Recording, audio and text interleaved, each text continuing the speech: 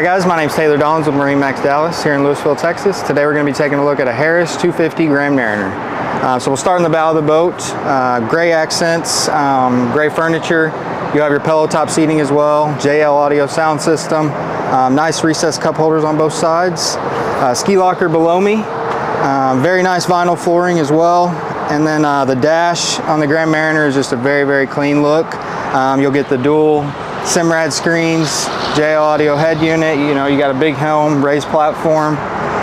You'll have all your push button switches over here, as well as your Mercury throttle that's going to power your V10 350 horsepower.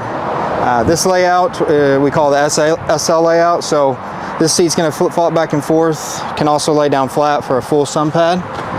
Nice storage under everything. Batteries are tucked away over there. These seats back here, they're on ratchets, so they can adjust however you want, if you want to face inside or face out. Insulated cooler.